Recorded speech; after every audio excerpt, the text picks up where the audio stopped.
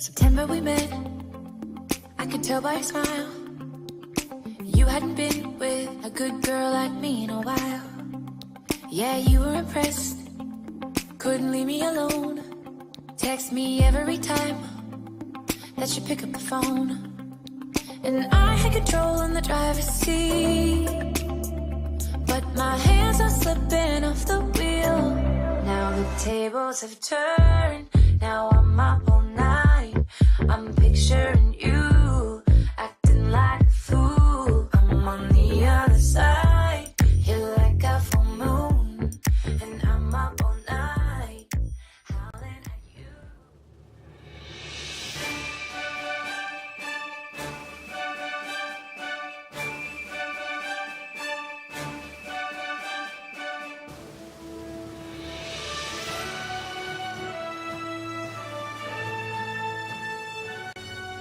Hi, this week, I suppose, is a week that we start to think about several celebrations all coming in a row. The first one, of course, is the 31st of October, Halloween, when mostly children, but some adults, and certainly overseas in the United States, is as many adults as it is as children celebrate Halloween.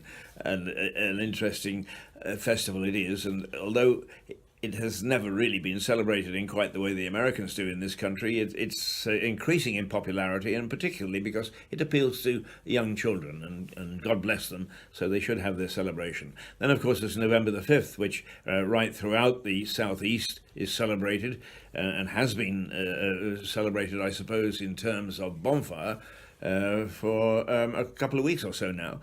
But, of course, it culminates in the major parade in Lewis on November the 5th, and some whoop-de-doo that is. I'm not going to get into the controversy about whether the train should stop or the train shouldn't stop, or whether people should come and watch it and whether they shouldn't.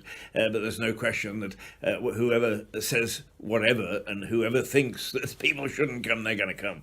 And it's a spectacle to be watched and to savoured and enjoyed. And just in case you think that I'm a runner in, as the Irish would say, to Lewis. Yes, I am, but I've been here for 27 years and I live near the High Street, so I think that I can safely say that whichever group is taking whichever side on who should come and watch is that I can watch with some authenticity, as it were. I think that I'm part of this town.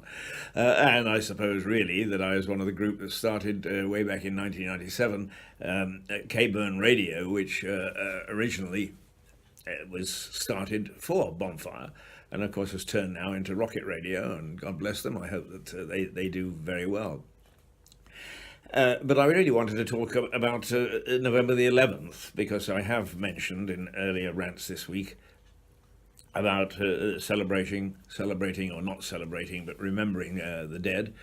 And you scratch the surface and you come up with all sorts of interesting things. And the Eastbournians, as they call themselves, their Facebook group, had several photographs of the beach, and a very nice beach it is, and how calm it is. But I hadn't appreciated just how much Eastbourne had been flattened during the Second World War. It had over 5,000 bombs dropped on it. It had 1,000 people killed. It had in excess of 500 houses totally destroyed. It had another, another 11,000 houses damaged. And it was at the front line. And you go back to Eastbourne today, and it's that nice, placid, lovely Victorian seaside town that it's always been, and it's hard to realise that it took such a beating during the Second World War. The other thing that's quite interesting about Eastbourne is that in the early part of the 19th century, it had an aircraft factory with somebody named Fowler who developed biplanes. It was part of the development of the two-winged aircraft. And the two-winged aircraft was extremely important during the Second World War, the First World War, because I hadn't appreciated either that monoplanes, in other words, just one fixed wing, had had a number of disasters, and that they were actually banned for a while. You couldn't build or fly a monoplane because there were too many of them falling out of the sky. So the biplane was the saviour of the Air Force for a long time, and well after the First World War, but during the First World War. And some of those biplanes were developed and built by a chap called Fowler in Eastbourne. Now, it's amazing what you find out when you scratch the surface. I'm sure that many Eastbournians know all that sort of stuff, but I thought it was interesting because I'm not from Eastbourne. I go down and enjoy there from time to time, and I'm glad that it's got that great air show, because that really passes on its history of its involvement in the Second World War, but particularly aviation prior to the First World War. So anyway, that's a little bit about Eastbourne, and I hope that on November the 11th, as in Eastbourne, people will remember the dead of those two wars as much as they will over the rest of the country. So lest we forget, I've just remembered. Doodle pip.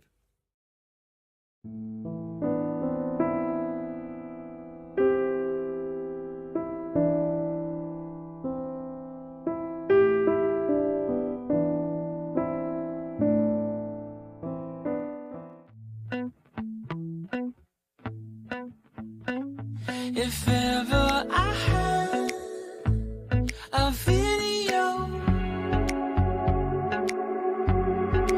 would you dance in it? Would you dance in